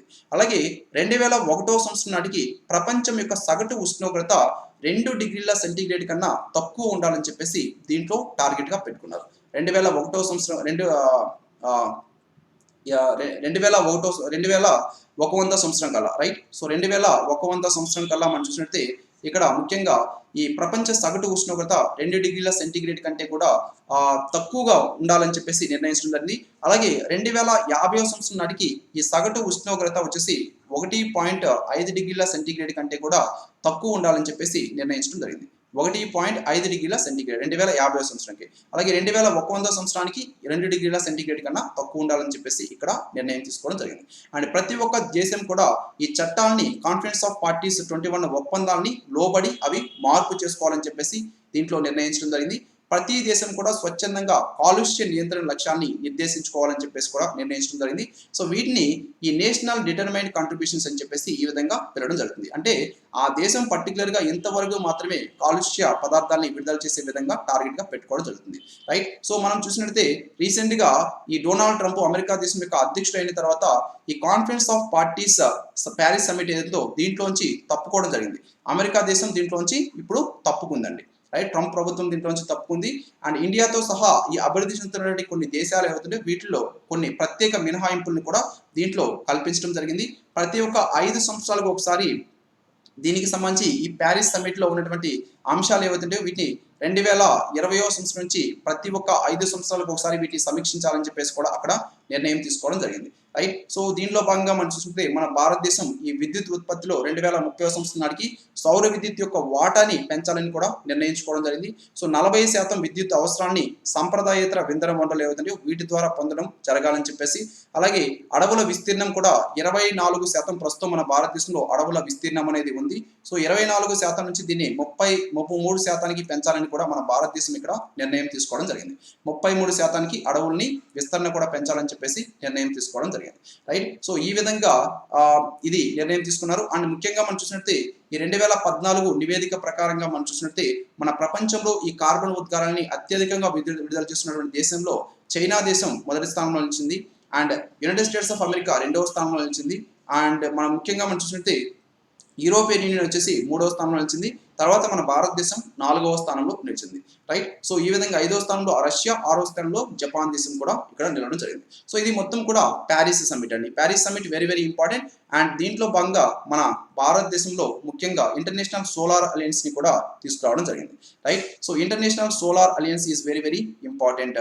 రైట్. సో దీన్ని ఫ్రాన్స్ దేశంలోని ప్యారిస్ లో దీన్ని స్థాపించడం జరిగింది. సో దీన్ని స్థాపించడానికి ముఖ్య కారకుడు మన భారతదేశం యొక్క ప్రధాని నరేంద్ర మోడీ, రైట్. సో దీని యొక్క పర్పస్ ఏంటంటే ముఖ్యంగా మనం ఈ భూమిని కనుక తీసుకుంటే దీంట్లో భూమధ్య రేఖ ఏందో దీంట్లో ఎక్కువగా సూర్యరశ్మి అనేది ఇక్కడ నిలువుగా పడుతున్నాయి కాబట్టి సూర్యకిరణాలు అనేవి. సో ఇక్కడ ఉన్నటువంటి దేశాలు ఏవైతే వీటిలో ఎక్కువగా సూర్యరశ్మి అనేది గ్రహించుకునేటువంటి దేశాలు. సో ఇక్కడ ఉన్నటువంటి దేశాలు ఏవైతే ఈ దేశాలన్నీ కూడా ఇక్కడ సూర్యరశ్మి రిచ్ కంట్రీస్ అని చెప్పేసి వీటిని మనం చెప్పడం జరుగుతుంది. సో వీటిల్లో ఈ విధంగా సోలార్ ప్లేట్స్ ద్వారా వోల్టాయిక్ సెల్స్ ని వీటిని ఉపయోగించి విద్యుత్ అనేది ప్రొడ్యూస్ చేయడం వలన మనం కాలుష్యాన్ని చాలా వరకు తగ్గించవచ్చు అని చెప్పేసి దాని ద్వారా ఈ రెన్యూబుల్ రిసోర్సెస్ అనేది వాటిలో పెంపొందించడం కోసంగా ఈ ఇంటర్నేషనల్ సోలార్ అలయన్స్ ని స్థాపించడం జరిగింది. సో దీన్ని స్థాపించింది ఫ్రాన్స్ దేశంలోని ప్యారిస్ లో ఈ COP21 సమిట్ ఏదో దీంట్లో భాగంగా దీన్ని ప్రపోజల్ పెట్టడం జరిగింది. సో దీన్ని స్థాపించారు అండ్ ముఖ్యంగా దీని యొక్క హెడ్ క్వార్టర్స్ వచ్చేసి మన భారతదేశంలో ఉంటుంది. This is very very important. International solar alliance యొక్క హెడ్ క్వార్టర్స్ ఎక్కడ ఉంటుందంటే మన భారతదేశంలోని హర్యానా రాష్ట్రంలోని గురుగ్రామ్లోని గ్వాల్పహారీలో దీని యొక్క హెడ్ క్వార్టర్స్ ఉంటుంది. సో ముఖ్యంగా మనకి ఇక్కడ అడిగితే కంట్రీ అడుగుతాడు, లేదంటే స్టేట్ అడుగుతాడు, లేదంటే సిటీ అడగచ్చు, గురుగ్రామ్. సో ఇంతవరకు మనం గుర్తుపెట్టుకుని సరిపోతుంది. గ్వాల్పహారీ మ్యాక్సిమం అని అడగరు. సో ఈ మూడు మాత్రం మనం గుర్తుపెట్టుకోవాలి. ఇంటర్నేషనల్ సోలార్ అలయన్స్ యొక్క హెడ్ క్వార్టర్స్, రైట్. సో ఇది మొత్తం ఈ ఐక్యరాజ్య సమితిలో ఉన్నటువంటి 193 దేశాలకు కూడా ఇది వర్తిస్తుంది. అండ్ ముఖ్యంగా ఇది దేనికోసం అంటే రెన్యూబుల్ ఎనర్జీ కోసంగా, అంటే సూర్యరశ్మి ద్వారా వచ్చేటువంటి ఉష్ణం ఏదైతే దాన్ని మనం స్టోర్ చేసుకొని దాని ద్వారా విద్యుత్ని ప్రొవైడ్ చేయడం. ప్రస్తుతం ఈ ఇంటర్నేషనల్ సోలార్ అలయన్స్ యొక్క డైరెక్టర్ జనరల్ వచ్చేసి హెచ్ఈ ఉపేంద్ర త్రిపాఠి ప్రస్తుతం ఇంటర్నేషనల్ సోలార్ అలయన్స్ యొక్క డైరెక్టర్ జనరల్, రైట్. సో దీని తర్వాత అత్యంత ముఖ్యమైనటువంటిది ఐక్యరాజ్య సమితి సుస్థిర అభివృద్ధి లక్ష్యాలు, United nations sustainable development goals, right. So మనం చెప్పుకున్నాం మిలీనియం డెవలప్మెంట్ గోల్స్ అనేవి 2000 సంవత్సరంలో ప్రారంభించారు. ఇవి 2015 సంవత్సరం కల్లా వీటి యొక్క టైం పీరియడ్ ఎండ్ అయిపోయింది. సో 2015 సంవత్సరం నుంచి మన ప్రపంచంలో సస్టైనబుల్ డెవలప్మెంట్ గోల్స్ ని ప్రారంభించారు అండ్ వీటిని 2030 సంవత్సరం కల్లా సాధించాలని టార్గెట్ గా పెట్టుకున్నారు. సో వీటిలో మొత్తం లక్ష్యాలు వచ్చేసి 17 లక్ష్యాలు అండ్ టోటల్ ఇండికేటర్స్ వచ్చేసి 169 ఇండికేటర్స్, రైట్. 17 లక్ష్యాలు 169 ఇండికేటర్స్. సో ఇవన్నీ కూడా మనం ఒక్కో దాని గురించి క్లియర్ గా చూద్దాం. సో మెయిన్ గా మనం చూసినట్లయితే 2015 నుంచి 2030 మధ్య ఈ ప్రపంచ దేశాలు సాధించవలసినటువంటి సస్టైనబుల్ డెవలప్మెంట్ లక్ష్యాలు, సుస్థిర అభివృద్ధి లక్ష్యాలని ముఖ్యంగా our world the 2030 agenda for sustainable development అనేటువంటి పేరుతో దీన్ని విడుదల చేయడం జరిగింది, రైట్. ఇవన్నీ కూడా సస్టైనబుల్ డెవలప్మెంట్స్. టోటల్ గా వచ్చేసి దీంట్లో భాగంగా 17 లక్ష్యాల్ని పెట్టుకోవడం జరిగింది. 169 ఇండికేటర్స్ ని ఇక్కడ సాధారణ సభ ఆమోదించడం జరిగింది. సో ఈ లక్ష్యాల యొక్క రూపకల్పనకి సంబంధించి 30 సభ్య దేశాలు కలిసి 30 సభ్య దేశాలతో 2013 సంవత్సరంలో ఒక కమిటీని కూడా ఏర్పాటు చేశారు. ఆ కమిటీని మనం ఓపెన్ వర్కింగ్ గ్రూప్ అని చెప్పేసి పిలవడం జరుగుతుంది. సో ఈ ఓపెన్ వర్కింగ్ గ్రూప్ ఏదైతుందో ఇది తన యొక్క ప్రపోజల్స్ లో 68వ సెషన్ లో సెప్టెంబర్ లో మనం చూసినట్టే ఈ ఐక్యరాజ్య సమితికి దీన్ని సమర్పించడం జరిగింది. సో 19 మొత్తం ఓవరాల్ గా దీంట్లో ఉన్నటువంటి దేశాలు 193 సభ్య దేశాలు. సో ఐక్యరాజ్య సమితిలో సో ఈ 193 సభ్య దేశాలు ఉన్నటువంటి ఈ ఐక్యరాజ్య సమితి దీన్ని 2015 సెప్టెంబర్ 25న ఆమోదించడం జరిగింది. దీన్ని ఓపెన్ వర్కింగ్ గ్రూప్ యొక్క కమిటీ నివేదికని. సో దీని ప్రకారంగా ఈ 2015 సంవత్సరం సెప్టెంబర్ 25న యునైటెడ్ స్టేట్స్ ఆఫ్ అమెరికాలో న్యూయార్క్ నగరంలో ఐక్యరాజ్య సమితి సుస్థిర అభివృద్ధి లక్ష్యాలు అనేటువంటి పేరుతో ఒక సమావేశాన్ని నిర్వహించారు. సో దీన్ని అజెండా 2030ని ప్రపంచ దేశాలన్నీ కూడా ఇక్కడ ఆమోదించడం జరిగింది. అజెండా 2030 అంటే సస్టైనబుల్ డెవలప్మెంట్ గోల్స్ ఏవైతున్నాయో ఇవి 2030 కల్లా సాధించాలని. సో ఈ విధంగా 2015 సెప్టెంబర్ 15 మనం చూసినట్లయితే మొత్తం 2015 సంవత్సరంలో యాక్చువల్గా 15 సంవత్సరాల కాల పరిమితి ఉండేటువంటి ఈ సుస్థిర అభివృద్ధి కార్యాచరణ అనేది నిర్ణయించడం జరిగింది. సో ఈ ఒప్పందం మీద ఐక్యరాజ్య సమితిలో ఉన్నటువంటి 193 దేశాలు కూడా సంతకాలు చేయడం జరిగింది. 193 దేశాలు కూడా దీంట్లో సంతకాలు చేశాయి. సో మొత్తం వచ్చేసి 17 సుస్థిరాభివృద్ధి లక్ష్యాలను ఇక్కడ ప్రకటించారు. 169 ఇండికేటర్స్ ని ప్రకటించడం జరిగింది. సో ఇక్కడ ఇండికేటర్స్ ప్రజెంట్ మనం చెప్పుకుందాం. సో టోటల్ గా ఇక్కడ లక్ష్యాలు మనకి ఇచ్చారు. సో ఈ లక్ష్యాలు వరుస క్రమంలో కూడా మనం గుర్తుపెట్టుకోవాలి. సో దీంట్లో ఒక్కో దాని గురించి క్లియర్ గా మనం చూద్దాం. మొదటిగా వచ్చేసి దారిద్ర్య నిర్మూలన. అంటే ప్రస్తుత ప్రపంచంలో $1.25 కొలమానం ప్రకారంగా మనం చూసినట్లయితే 83.6 కోట్ల మంది ఈ దారిద్ర్య రేఖకి దిగువన ఉన్నారు. అంటే వీళ్ళు పేదరికంలో ఉన్నారు. 2030 సంవత్సరం నాటికి $1.25 పేదరికానికి పూర్తిగా మనం నిర్మూలించాలని చెప్పేసి దీంట్లో టార్గెట్ గా పెట్టుకున్నారు. అలాగే పేద వర్గాలు కానీ బలహీన వర్గాలకి కనీస సదుపాయాలని ఆస్తి హక్కు, ప్రకృతి వనరుల వినియోగం పైన అవగాహన కానీ, సూక్ష్మ రుణాలు కానీ ఇలాంటివన్నీ కూడా అందించాలని చెప్పేసి వీటన్నిటిని కూడా అనుసరిస్తూ ప్రభుత్వాలు ఇక్కడ ప్రో పూర్ విధానాల్ని అనుసరించాలని చెప్పేసి దీంట్లో నిర్ణయం తీసుకోవడం జరిగింది. రైట్. సో ఇది మొదటిగా వచ్చేసి దారిద్ర్య నిర్మూలన మొదటి లక్ష్యం. రెండవ లక్ష్యం ఏంటి? ఆకలి అంతం. రైట్. సో ఆకలి అంతం అంటే ప్రజలందరికీ కూడా ఫుడ్ సెక్యూరిటీ, పౌష్టికాహారం అందించాలి. సో ప్రతి ఒక్కరికి కూడా 3 పూట్ల ఫుడ్ ఉండాలి, పౌష్టికాహారంతో కూడినటువంటి ఫుడ్ ఉండాలి. సో ఈ విధంగా వీటన్నిటిని కూడా అందిస్తూ పర్యావరణానికి హాని కలగకుండా ఉండేటువంటి రీతిలో ఈ వ్యవసాయ విధానాన్ని ప్రోత్సహించాలని చెప్పేసి దీంట్లో టార్గెట్ గా పెట్టుకున్నారు. ప్రతి 9 మందిలో ఒకరికి సరైన ఆహార పోషణ లేదని చెప్పేసి ప్రపంచంలో వీరి యొక్క సంఖ్య, సరైన ఆహార పోషణ లేనటువంటి వారి సంఖ్య ప్రస్తుతం 79.56 కోట్లు ఉన్నారని చెప్పేసి కూడా దీంట్లో తెలపడం జరిగింది. సో వీరందరినీ కూడా తగ్గించాలి. అండ్ ఈ ఆకలి, పౌష్టికాహార లోపంతో ప్రతి సంవత్సరం కూడా 31 లక్షల మంది పిల్లలు చనిపోతున్నారని, ప్రపంచంలో 40% మంది సన్న చిన్నకారు రైతులు ఈ వర్షాధార పంటలపైన ఆధారపడి జీవిస్తున్నారని, ఒకవేళ వర్షాలు లేకపోతే వాళ్ళకి పంటలు పండేటువంటి పరిస్థితులు కూడా లేవని, దీనికోసంగా ఆధునిక వ్యవసాయ ఉత్పత్తి తగ్గుతుందని చెప్పేసి కూడా దీంట్లో తెలపడం జరిగింది. సో కాబట్టి ఆహార భద్రతని అందించడం కోసంగా ఈ ఆహార భద్రత అందించేటువంటి ఈ రంగంలో ఎకో ఫ్రెండ్లీ అంటే పర్యావరణ హిత విధానాన్ని అనుసరించాలని కూడా దీంట్లో టార్గెట్ గా పెట్టుకోవడం జరిగింది. అండ్ 140 కోట్ల మంది ప్రజలు ఎవరైతే ఉన్నారో ఈ 140 కోట్ల మంది ప్రజలకి విద్యుత్ శక్తి అందుబాటులో లేదు. కాబట్టి వీళ్ళందరూ కూడా ఆకలి, పేదరిక నిర్మూలనలో ఇది ఒక ప్రధాన సమస్యగా ఉంది, విద్యుత్ అనేది కూడా లేకపోవడం అని చెప్పేసి దీంట్లో చెప్పడం జరిగింది. సో ఈ విద్యుత్ ప్రతి ఒక్కరికి కూడా అందే విధంగా చూసుకోవాలని కూడా దీంట్లో టార్గెట్ గా పెట్టుకోవడం జరిగింది. సో ఇది ఆకలి అంతానికి సంబంధించి. అండ్ మూడవ టార్గెట్ వచ్చేసి, మూడవ లక్ష్యం వచ్చేసి ఆరోగ్యవంతమైనటువంటి జీవితం. రైట్. సో ముఖ్యంగా ప్రాణకరమైనటువంటి ఎయిడ్స్ కానీ, మలేరియా కానీ ఇలాంటి వ్యాధులు ఏవైతే వీటిని తగ్గించవలసి ఉంటుంది. దీంట్లో ఈ మూడవ లక్ష్యంలో వీటన్నిటిని కూడా తగ్గించాలి. అండ్ ప్రసూతి మరణాలు కానీ, శిశు మరణాలు కానీ వీటన్నిటిని కూడా తగ్గించాలి. వాటికి సంబంధించినటువంటి కనీస వైద్యం అనేది అందించాలని చెప్పేసి తెలపడం జరిగింది. రైట్. సో యాక్చువల్గా దీంట్లో టార్గెట్ గా ఏం పెట్టుకున్నారంటే ఆరోగ్యవంతమైనటువంటి జీవితంలో 2030 సంవత్సరం కల్లా ఏమి టార్గెట్ గా పెట్టుకున్నారంటే ప్రతి ఒక్క లక్ష మందికి కూడా 1 lakh మెంబర్స్ కనుక మనం ఇక్కడ తీసుకున్నామంటే 1 lakh మెంబర్స్కి 70కి ఇక్కడ ప్రసూతి మరణ రేట్ అనేది తగ్గించాలి. 1 lakh మెంబర్స్కి 70 ప్రసూతి మరణ రేటు. అలాగే 2030 సంవత్సరానికి ఇక్కడ శిశు మరణాల రేట్ అనేది 1 లక్షకి 12కి తగ్గించాలని చెప్పేసి ఇక్కడ టార్గెట్ గా పెట్టుకున్నారు. శిశు మరణాలు అంటే 0 నుంచి 5 సంవత్సరాల మధ్య ఉన్నటువంటి పిల్లలు కనుక మరణించినట్టు వాటిని మనం శిశు మరణాలు అంటాం. సో ఈ శిశు మరణాన్ని 1,00,000 మందికి 12కి తీసుకురావాలని చెప్పేసి దీంట్లో నిర్ణయించడం జరిగింది. అలాగే రసాయనాలు, గాలి కానీ, నీరు కానీ, ధ్వని కానీ, వాతావరణ కాలుష్యం కానీ వీటి ద్వారా చనిపోయేటువంటి వారి సంఖ్యని తగ్గించాలని కూడా నిర్ణయించుకున్నారు. పొగాకు ఉత్పత్తి యొక్క వినియోగాన్ని కూడా తగ్గించాలని చెప్పేసి ఈ మూడవ లక్ష్యంలో టార్గెట్ గా పెట్టుకోవడం జరిగింది. అండ్ అందరికీ కూడా ఆరోగ్యం, వ్యాక్సిన్లు, మందులు కానీ, ఇక్కడ మనం ముఖ్యంగా చూసినట్టు పోలియో కానీ ఇలాంటి వాటికి సంబంధించినటువంటి వ్యాక్సిన్లు అందుబాటులోకి తీసుకురావాలి. వాటికి నాణ్యమైనటువంటి వైద్య సేవలు ప్రతి ఒక్కరికి అందించాలని చెప్పేసి దీంట్లో టార్గెట్ గా పెట్టుకున్నారు. ఇది చూసి మూడవ లక్ష్యం. నెక్స్ట్ 4వ లక్ష్యం నాణ్యమైనటువంటి విద్యని అందించాలి. ప్రతి ఒక్కరికి కూడా 2030 సంవత్సరం నాటికి ప్రతి ఒక్కరికి, బాలబాలికలందరికీ కూడా నాణ్యమైనటువంటి సమానత్వంతో కూడినటువంటి ఉచిత ప్రాథమిక విద్యని అందించాలి. అన్ని వర్గాలకి కూడా వివక్షత లేనటువంటి వృత్తి కానీ, విద్య కానీ, ఉన్నత చదువులు కానీ మనం అందించాలి. స్త్రీ పురుషుల మధ్య వివక్షత లేకుండా మనం తగ్గించాలి.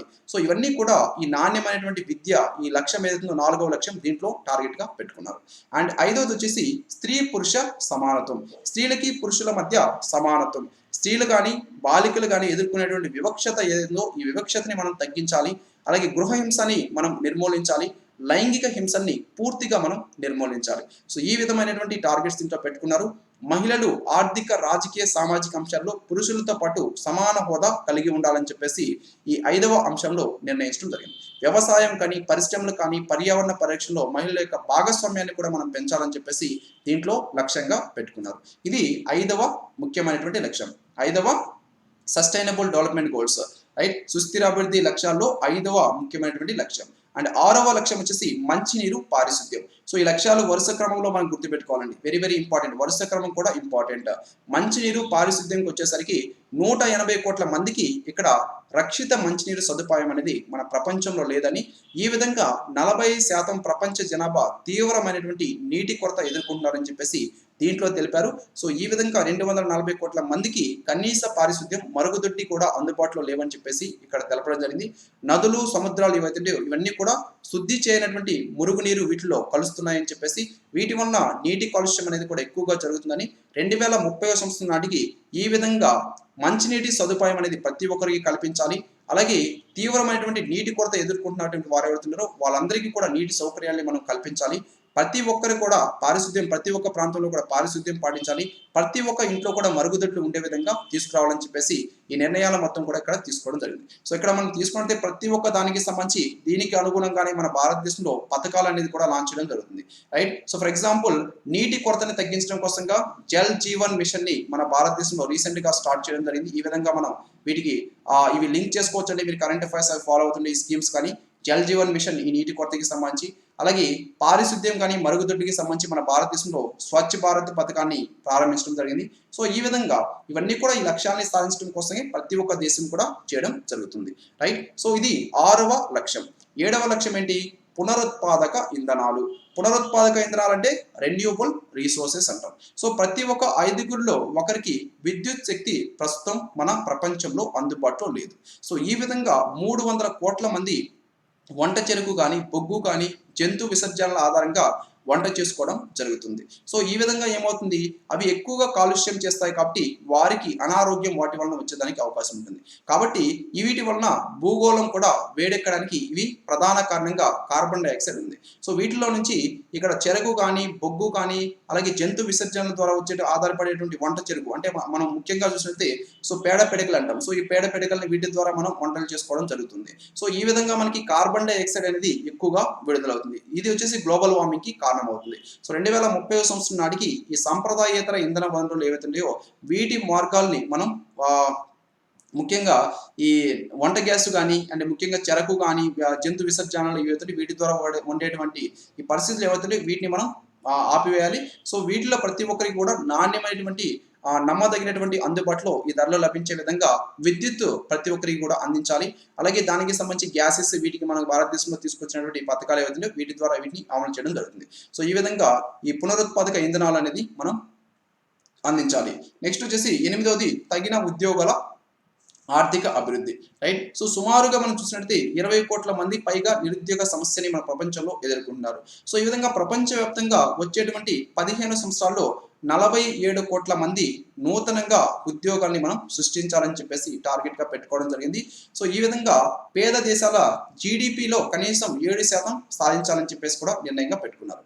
అలాగే 2030 సంవత్సరానికి సస్టైనబుల్ డెవలప్మెంట్ గోల్స్ ఏవైతున్నాయో ఆ సంవత్సరం నాటికి స్త్రీ పురుషులందరికీ కూడా లాభదాయకమైనటువంటి ఉపాధి అవకాశాన్ని కల్పించాలి. అలాగే బాల కార్మికుల వ్యవస్థ ఏదో ఈ బాల కార్మికుల వ్యవస్థని కానీ, వెట్టి చాకరీ వ్యవస్థని కానీ, మానవ అక్రమ రవాణా కానీ వీటన్నిటిని కూడా పూర్తిగా నిర్మూలించాలని చెప్పేసి ఈ 8వ లక్ష్యంలో టార్గెట్స్ గా పెట్టుకోవడం జరిగింది. నెక్స్ట్ వచ్చేసి 9వ లక్ష్యం నవీకరణ మౌలిక వసతులు.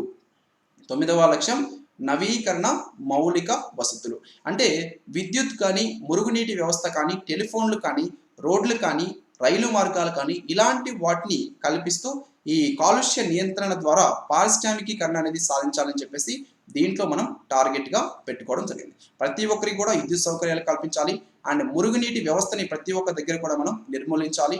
టెలిఫోన్ సేవలు ప్రతి ఒక్కరికి కల్పించాలి. రోడ్డు సౌకర్యాలు ప్రతి ఒక్కరికి కల్పించాలి. రైలు సౌకర్యాలు ప్రతి ఒక్కరికి కల్పించాలి. ఈ విధంగా మనం వచ్చేసి ఈ కాలుష్య నియంత్రణ అనేది మనం చేపట్టి పారిశ్రామికీకరణ సాధించాలి. ఇది 9వ లక్ష్యం. 10వ లక్ష్యం అసమానతల తొలగింపు అంటే స్త్రీ పురుషుల మధ్య ఉన్నటువంటి అసమానతలు కానీ, ఇతర రూపాల్లో ఉన్నటువంటి అసమానతలు కానీ వీటన్నిటిని కూడా మనం తగ్గించాలి. సో వీటి వల్ల ఏమవుతుందంటే అభివృద్ధికి ఇవి ఆటంకం కలిగిస్తున్నాయి. కాబట్టి వీటన్నిటిని కూడా మనం తొలగించాలి. సమాజంలో ఈ అసమానతలు పెరిగే కొద్దీ వాళ్ళ వర్గాల మధ్య సంఘర్షణ అనేవి ఎక్కువగా పెరిగి అశాంతికి వాళ్ళందరూ కూడా గురవడం జరుగుతుంది.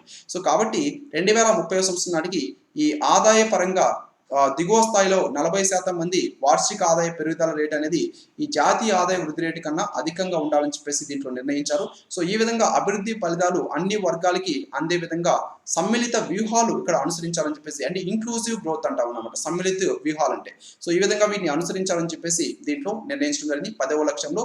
అండ్ 11వ లక్ష్యంకి వచ్చేసరికి నగరాలు జనావాసాల సుస్థిర అభివృద్ధి అంటే మన ప్రపంచంలో 350 కోట్ల మంది అంటే కనీసం 50% ప్రపంచ జనాభాలో పట్టణాల్లో నివసిస్తున్నారు. సో వీరిలో 83 కోట్ల మంది, రైట్. సో 350 కోట్ల మందిని మనం తీసుకున్నట్లయితే ఫర్ ఎగ్జాంపుల్ వీరిలో 83 కోట్ల మందికి పైగా మురికి వాడల్లో వీరు నివసిస్తున్నారు. అంటే స్లమ్స్లో నివసిస్తున్నారు పట్టణాల్లో. సో ఈ విధంగా మన ప్రపంచంలో వేగవంతంగా పట్టణీకరణ జరుగుతుంది.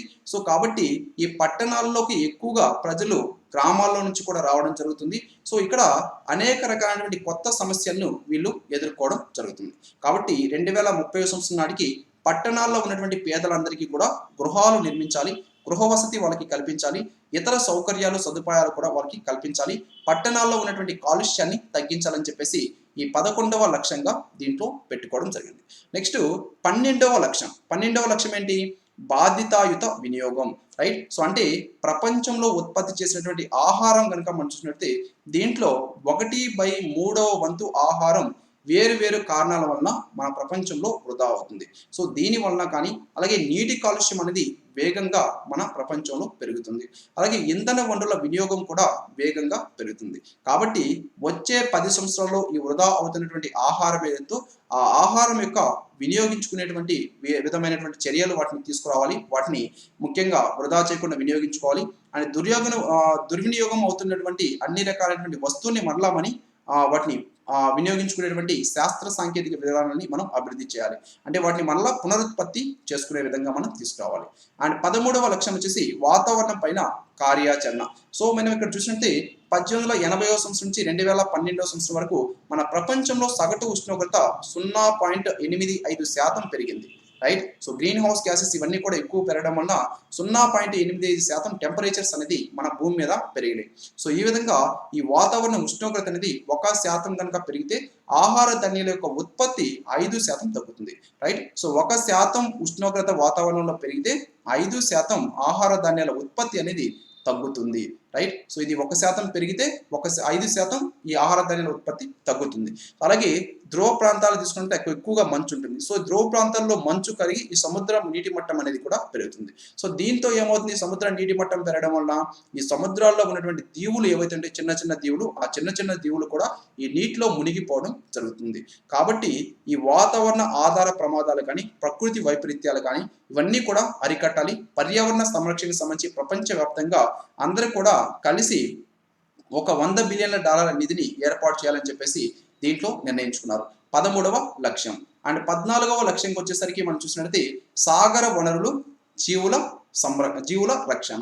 అంటే 300 కోట్ల మందికి పైగా ముఖ్యంగా ఈ సముద్ర ఉత్పత్తుల మీద ఆధారపడి జీవిస్తున్నారు, రైట్. సముద్రాల నుంచి వీరికి ప్రోటీన్లు లభిస్తున్నాయి. 20 కోట్ల మంది పైగా మత్స్య పరిశ్రమ ద్వారా ఉపాధి పొందుతున్నారు మన ప్రపంచంలో.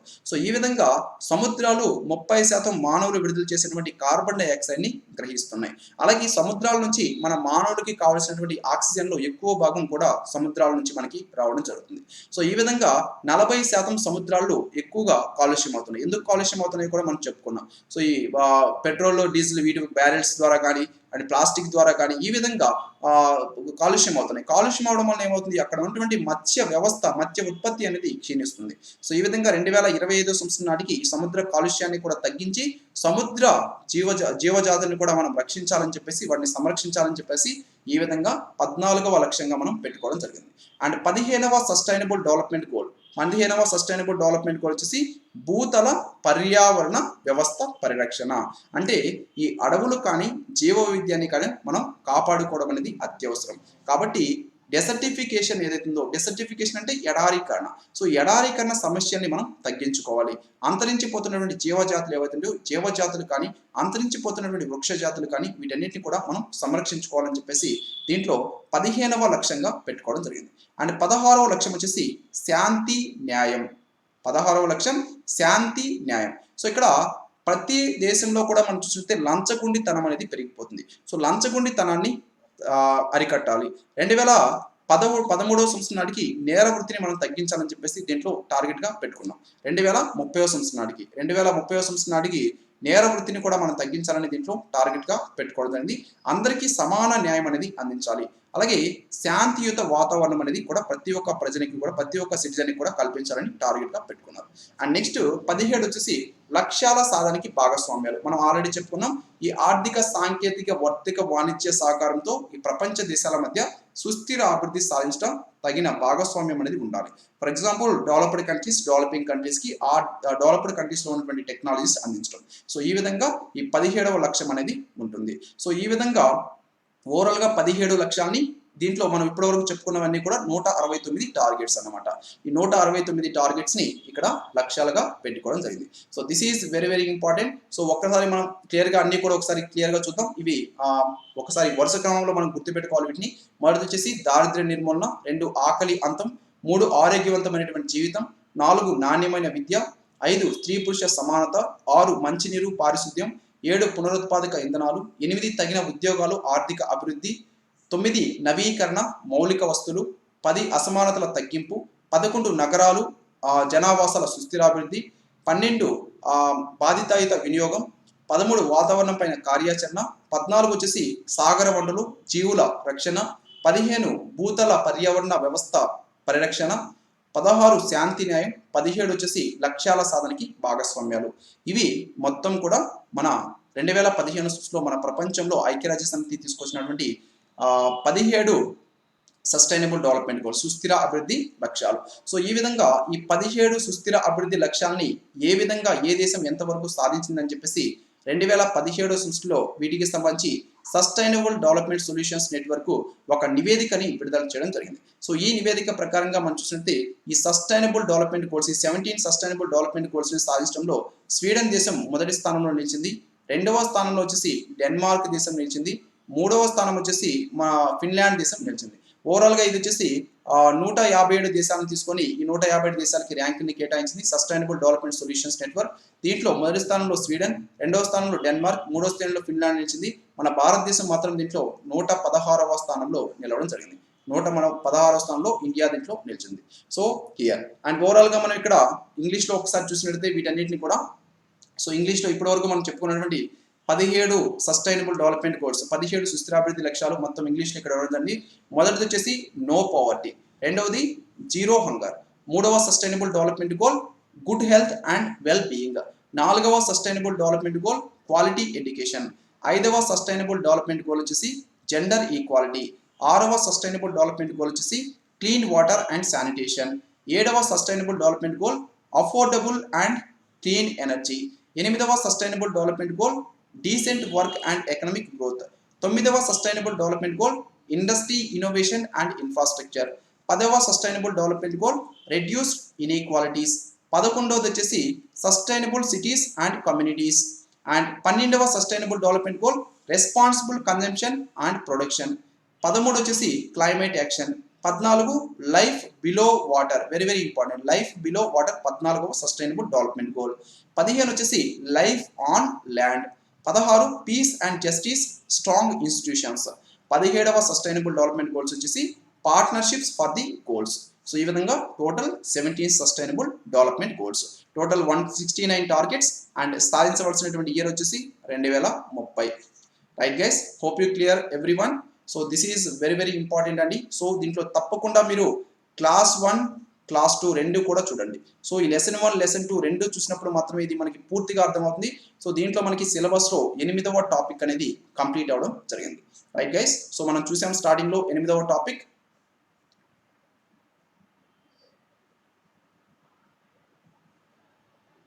ఎస్, సో ఇది 8వ టాపిక్ అండి. సో 8వ టాపిక్ వచ్చేసి sustainable development and environmental protection. So ఇది మనకి క్లియర్ అండి. దీనికి సంబంధించి 2 లెసన్స్ మనం చేయడం జరిగింది. 2 లెసన్స్ ఈజ్ ఎనఫ్ అండి. సో ఇంతకు మించి మనల్ని అడగరు. సో దీనికి సంబంధించి పీడిఎఫ్ మీకు ప్రొవైడ్ చేస్తాను. సో ఈ 2 క్లాసెస్ సంబంధించి పీడిఎఫ్ నోట్స్ మీకు మ్యాక్సిమం టుమారో మార్నింగ్ దీనికి సంబంధించి పీడిఎఫ్ నోట్స్ లింక్ కూడా మీకు ఇవ్వడం జరుగుతుంది. సో టుమారో మార్నింగ్ దీన్ని డౌన్లోడ్ చేసుకోండి అండ్ దీన్ని చదవండి. ఈ క్లాసెస్ మీరు మరలా వింటే ఇవన్నీ కూడా మీకు గుర్తుంటాయి. డెఫినెట్లీ మళ్ళీ వినండి. అలాగే ఈ క్లాసెస్ మీ ఫ్రెండ్స్ కూడా షేర్ చేయండి. Right guys, thank you all. And now 9:30 right. So and 10:30కి మనకి మళ్ళీ క్లాస్ ఉంది. 10:30కి మళ్ళీ క్లాస్ ఉంది. Definitely please try to attend. So 10:30కి ఏం క్లాస్ అండి మనకి?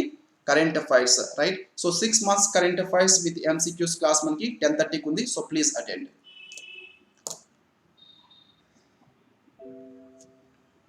Yes, thank you all. మనం ఆల్రెడీ నియర్ టు 5,000 సబ్స్క్రైబర్స్ రావడం జరిగింది. This is only possible with you guys.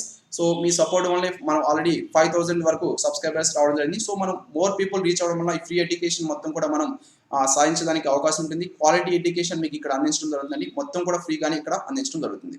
Right, thank you all.